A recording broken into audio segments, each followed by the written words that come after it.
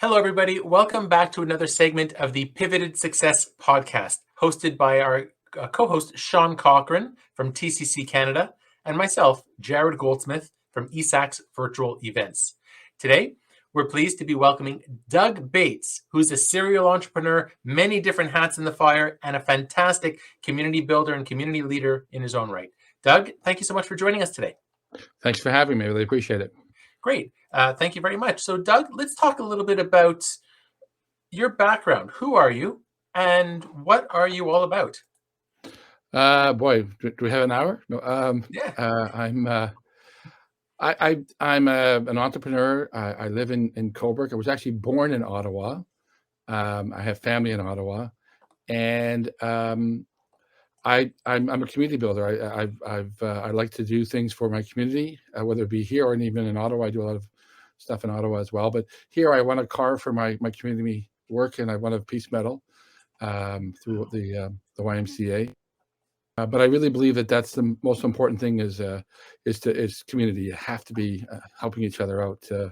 It's a cold place otherwise. So that's a bit about my background.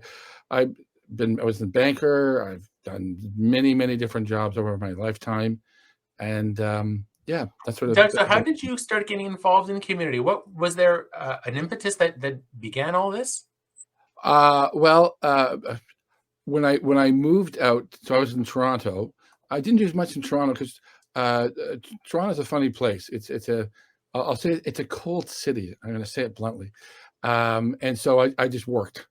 But when I moved out to Cobourg, it's a rural town, and it's a whole different way of thinking. I remember my father, when I moved here, he lives in Port Hope, and I remember his first piece of advice was, don't honk your horn at anybody. Because in Toronto, you honk your horn at everybody. Yeah, that way you say some bad word and you move on. Here, when you honk your horn, it's somebody's brother, sister's mother you just honked at, and you'll hear from them later on saying, Doug, you honked at my mother. What'd you do that for? So you learn quickly. It's a different world. And it's a big community world. I mean, the amount of events we hold here is incredible. I'm a musician. As you know, I play drums at Cherrie. And so I got involved in the music community, and that community does a lot of community events.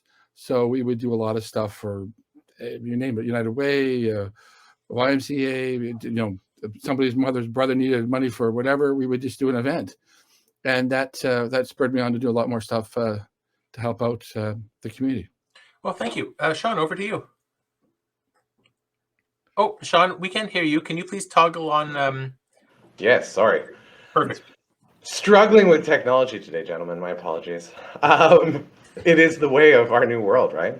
That's right. But yeah, Doug, the community building, I couldn't agree more. I mean, I think as entrepreneurs, especially, people are starting to realize a bit more and more how important it is just to help out whenever you can, and how bringing together people in a community can help everybody get ahead rather than sort of being ultra focused on what you're doing.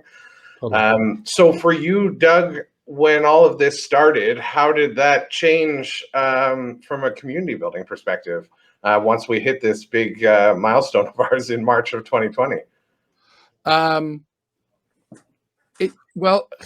It hit me because I like to be, I'm a doer. I can't stand sitting at home doing nothing. It drove me nuts.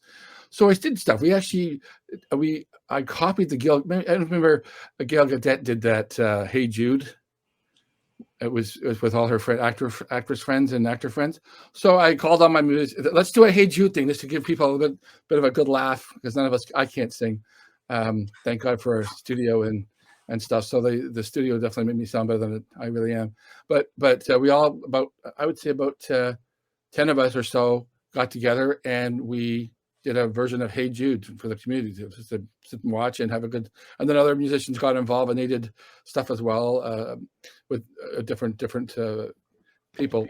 But that really made a difference for me. And then just on a business level, I had to really think, how can I adapt to this new world? And I think as business owners, we always have to be willing to adapt. If you're not, you're going to be like the blacksmith in the turn of the century. You're going to sort of be out of a job soon. Unfortunately, that's just the reality. You can't let change scare you. You have to constantly find ways to move ahead. Oh yeah, I think that's a good point, Doug. Because entrepreneurs, they're for most of us, we're forward thinking. We're looking to solve issues or problems that may or may not even be happening yet, and it's a way to envision and make things happen. One of the things I've always respected about you, Doug, is that community mindedness. So often we hear about entrepreneurs who are so focused on their widget or their service that they don't tend to give back much to the community. They don't help, or that we know of anyways. But you're so out there helping the community, doing everything for your others. So thank you so much for everything you do, Doug. Well, thank you. Let's talk about the COVID aspect. So how were you affected by COVID? So for my business, Brown Bag, we had to shut down. We're a pop-up event company. So we really couldn't do a pop-up events very well. We tried a few online, and these kind of events like chamber events and stuff may work online because you can talk to people.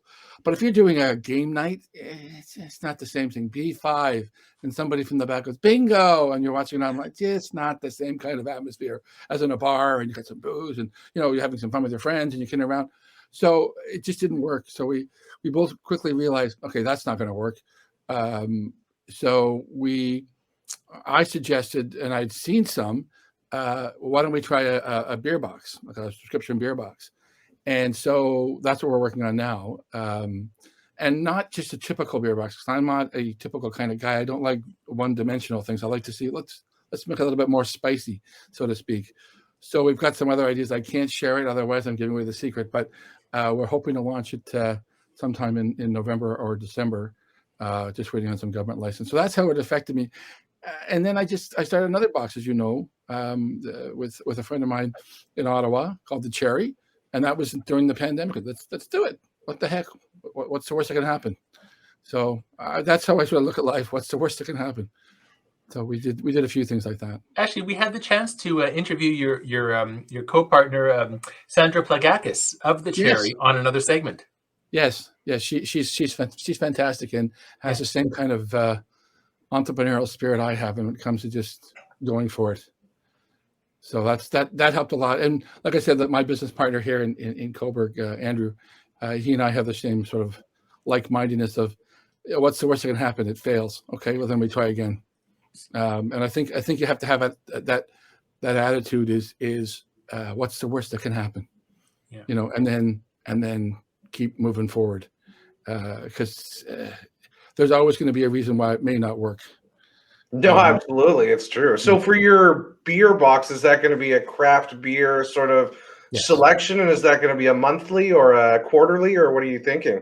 I'm thinking I'm hoping to do monthly. The big problem, the big thing we had was government regulations.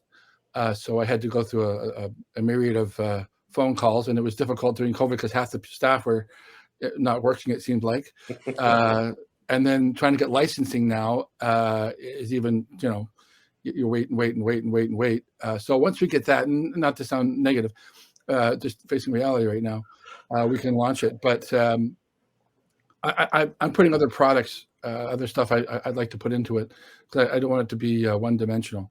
No, exactly. And you said spicy, so it instantly brought hot sauce to my mind. So I was like, well, it might have some hot sauce in it, right? It might, and frankly, I believe if we can make a box that helps more than one company and one business, why not?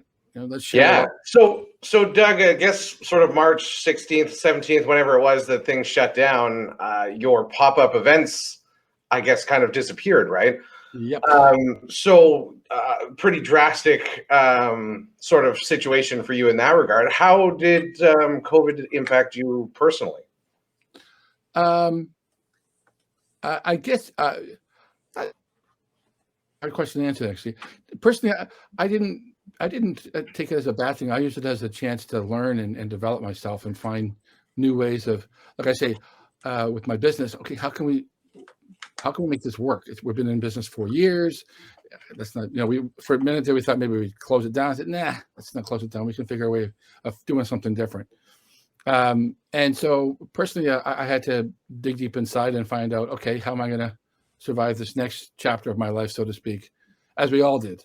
And I think actually made me better because I was able to do things I wouldn't have done regularly, like actually read a book, and learn something new because I had actually had time, which was kind of an odd thing. What's that? Time to do stuff. So that made a big difference in some ways. So COVID actually, while bad, I think if you found some things to do, it wasn't as bad as it could have been. How's that?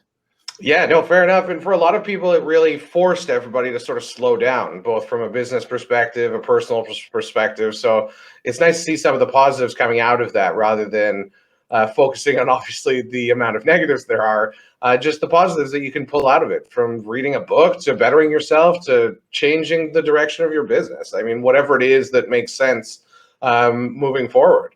But Yeah. now that you've done this Sorry. big pivot and you've got these new exciting boxes coming out, do you plan to go back to the pop-up events and that stuff? And are you seeing that starting to return a little bit slowly? Yeah, we're going to do and we actually have a deposit on it. We're going to do Mexican wrestling here in Coburg. So the one thing the COVID gave us actually was time to re-examine our business over the years and see what did work, what didn't work. You do that anyways, but even more because I had more time on my hands to really sort of dive in more deeper. And so event-wise, we're not going to probably do as many pop-up events. We're going to do more targeted events, I would say. And I'm also looking at working with some of the universities and colleges on an idea I had. I went to the franchise show, I guess would have been about 2 or 3 years ago. And I also read about some other companies like Giant Tiger's got a great system how they franchise their stores. It's actually not a franchise. They actually use the farmers market model. I'm not farmers market, but farmers co-op, pardon me, model for their stores. So we're looking at different ways of maybe getting other people involved in our business kind of idea and expanding that way. And so, Doug, in terms of helping the community during COVID, can you talk a little bit about how you've helped others to adapt? Well, I guess the others to adapt. I'm just trying to keep people positive. As you know, Jared, if you go on my Facebook page, I either put a joke or a positive spin on things. I just think you have to learn to laugh at things. And also with the music side as well. And with music as well. In fact, I was part of a friend of mine called me in March of this year and said, Doug, I want to do a concert this year. And I said, okay, let's talk about this, because I was worried about super spreaders. I thought, eeks, do I do a thing? And then we're good, whatever. But we pulled it off. It was called Northumberland Rocks Again. We put it together in a month with a bunch of phenomenal people that worked together with us. We raised $25,000 for our community. And it was just a successful night. And it was a lot of fun to finally go out to see live music and see people actually talking to other people and having a fun time. It was outdoors, obviously. But still it worked. And I think you had to, during that time, that's what I tried to do, is tell people, let's just give it a shot. Let's try this, let's try that. And we did a lot of stuff with music. As I told you, we did the Hey Jude. I won't sing it. But we did a lot of fun stuff. Talking about community engagement again, Doug, I want to come back to that. Didn't you create an album or a song for, what was it, the Senators Foundation? We did a song for the Senate. We did that. We did an album for our hospital. We called the Boarding House Choir. So we put together about 7 or 8 classic 80s tunes, In the Air Tonight, Walking on Sunshine. In fact, we just did a video for Walking on Sunshine, and other songs. And we raised money for the hospital. We did a song for United Way for their 50th. I did a song for the Special Olympics. So I do a lot of different stuff like that. So yes, I've put together a lot of stuff, and I think music is great that way. I just did a song. I want to try to pitch it to Greenpeace, called the One and Only is what it's called. And so I'm working on that as well right now. Are you able to let us know, give us an idea on how much funds you've raised, let's say for the Senators Foundation or the CHIO? Overall, of all my projects, I'd probably about 30 to 35,000 we've raised for different organizations over the years. Yeah, that's phenomenal. That's phenomenal. Thank you, Doug. Yeah. Let's put your forward-thinking cap on a little bit. What Sure. are you most excited about, let's say in 6 months to a year out? Lots of things. I mean, I see the boxes I'm working on. I can see them being very successful. The one I'm working on with Sandra is doing really well. It's picking up. The one I'm going to start off, I'm excited about. And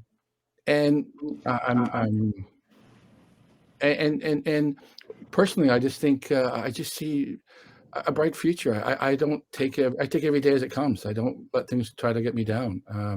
I've had some tragedy, as you know, Jared, in my life, and after that, I just realized you just gotta every day you wake up, it's a blessing. It's really just a blessing. And I think if I had any suggestions or any advice for entrepreneurs, it's just be thankful every day that you get up, you got a chance to do it again, and then keep moving forward, and don't let bad days slow you down. Yeah, well, speaking of entrepreneurs, Doug, I was just curious what you've observed over the last sort of 2 years in the shifts as entrepreneurs. I mean, you're so community oriented and so involved. Have you seen a sort of rapid evolution on the entrepreneurship side? Yeah, I think so. I mean, you look at a lot of companies. They've obviously gotten more involved on online Zoom calls, etc. I think also a lot of charities have had changed their ideas of how to raise funds, how to get money, and they've done really well with that. But I think overall, there's also been more not that it wasn't before, but even more so, more cooperation, trying to help each other out. Because one thing this pandemic taught us was we're not alone. We're all in this together, and we have to find ways to settle our petty differences, for lack of a better word, and work together somehow. That to me is what I think it really showed. But yeah, a lot of them have shifted in terms of like restaurants doing take-in or drive-out. I mean, a lot of restaurants were just you went in, you sat down, and we can't do that now. So how else do we keep our business going? We had one here in town that got a big tent because they were a lot of down so they rented a big tent, and you look out of the tent, so if it rained, they could still have people in. So they just had to simple things like that, which you may think that's pretty simplistic, but they probably wouldn't have done it before had they had regular restaurant things to do. So I think you had to think differently, and that's how it had to move ahead. So during COVID, Doug, what would you say that the community can do to help maybe not only their businesses, but other community and like-minded organizations? Really shop local. I always say that shop local. I've got nothing against big conglomerates. Don't get me wrong, because we all go there. But I think really shop local. Help your fellow entrepreneurs walk down and buy something. I know it's a bit more expensive, maybe a few more bucks here and there, but you're helping a small business owner. And it's amazing how much when you look at the soccer teams, it's usually the small business owner that, John's Bakery on the front of the T-shirt or something like that, or whatever, not the big conglomerate's name on the T-shirt. So really, to me, just help local. Just go shop local. Spend a few extra bucks. It's worth it. It all comes back in the community. That's very important. You mentioned about the sports teams. Yeah, a lot of the times organizations, sports teams in particular, they need to fundraise in order to go to tournaments or get uniforms, and they talk to a lot of entrepreneurs, and the majority of businesses are small businesses who live and work and play in the community with their families. And when you see an organization sponsor, let's say, sports teams, I would like to think that the community takes notice. Oh, XYZ Bakery is sponsoring so-and-so's kids' teams. I'm going to buy my bread there instead of the Walmarts or Costco's of the world. Yeah. And more importantly, like I say, you're helping. And I think also just from a healthier standpoint, you're probably getting a healthier product when you buy it from a local, because they have a lot more riding on their reputation than a conglomerate that that sells in bed. Oh, well, tough luck. Next, kind of idea. Not to mention the customer service as well. I'm sure it's. Well, totally. I mean, I remember in our community, we have a sports store, and I won't say the conglomerate that moved in. I don't want to badmouth anybody, but it moved in, and everybody thought, oh, this small little business is going to be gone.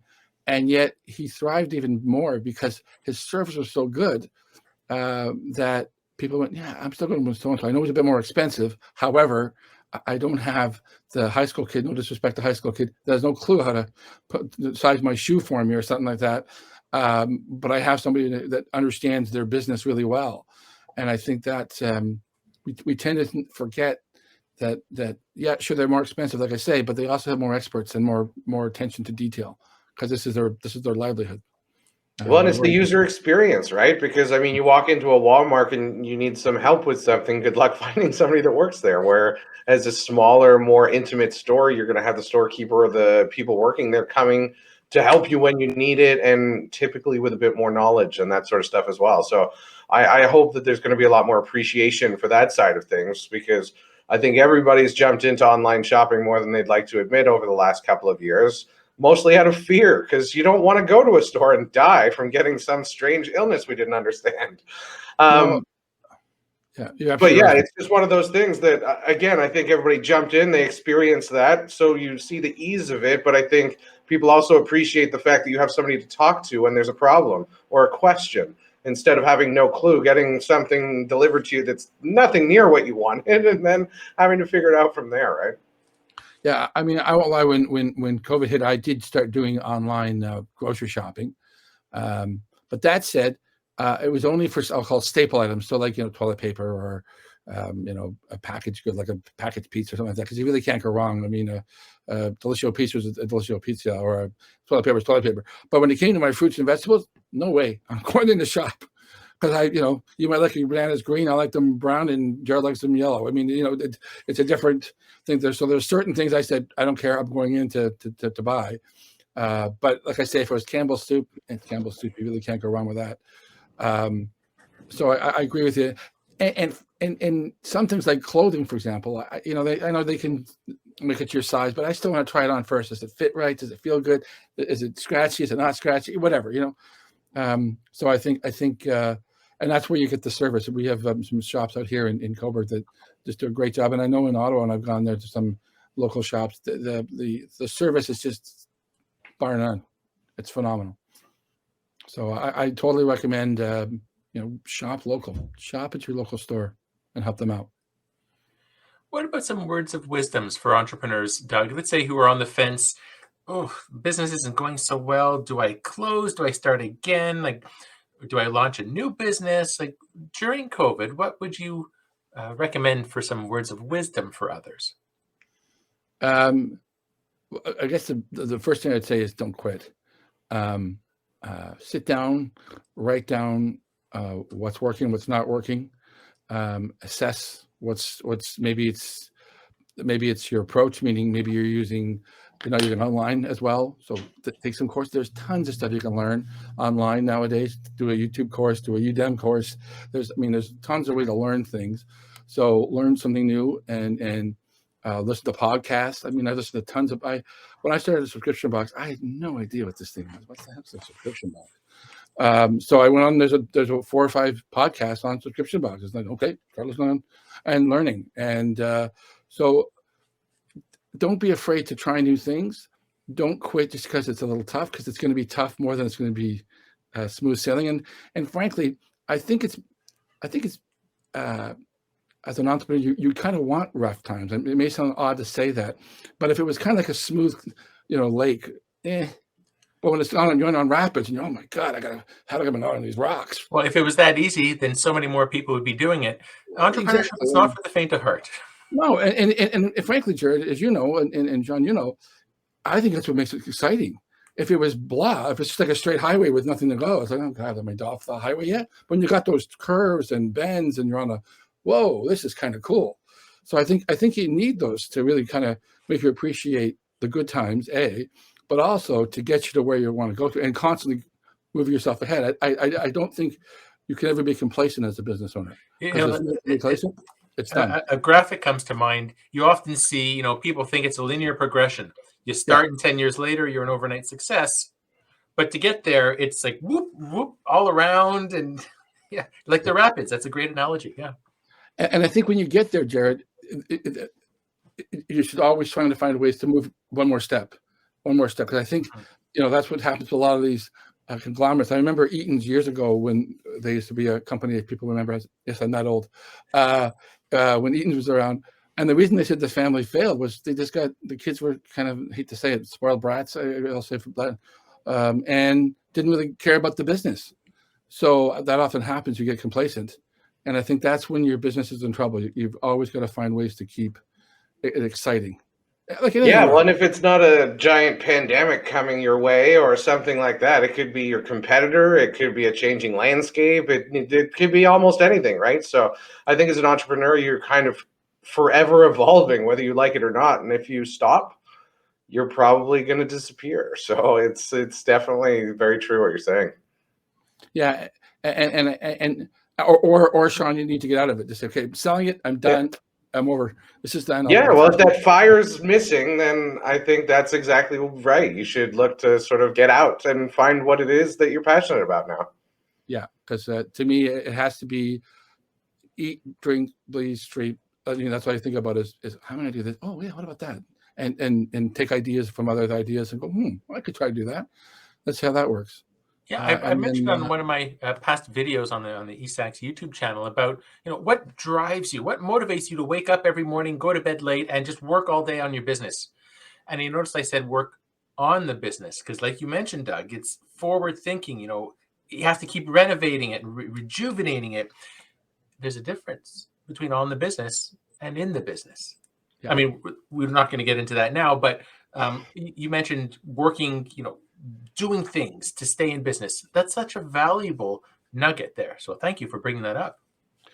And Jared, just to bring that back to the community, that's where community helps a lot. Because when you're out in the community and they hear about your business, for example, you're learning new things from people. Hey, have you tried this out? I didn't.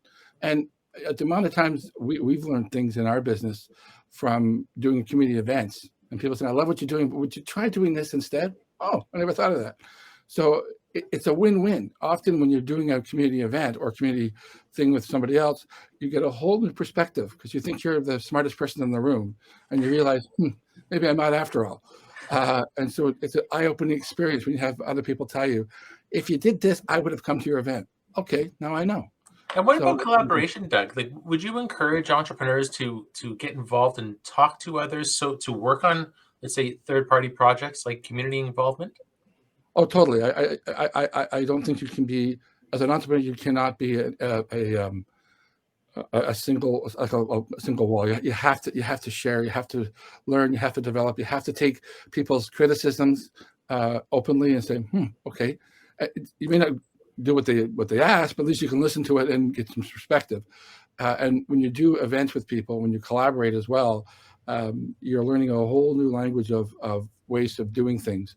That you wouldn't if you just sort of did it on your own. You're not an island. You really want to sort of be more than an island, if that makes any sense. It makes perfect sense. We all know people who are so single-minded, focused, they consider everyone else's competition, and they will not collaborate, even if you offer them, I don't know, a free booth at one of my events or your events, and they say, no, thank you, we're good. Thinking, boy, you're missing the boat. Yeah, totally. I mean, you're shooting yourself in the foot. Because if you are willing to work together with other people, that's when they're going to help you along. And you never know who you might meet. Oh, by the way, I have something else that could help you. Oh, I didn't know that.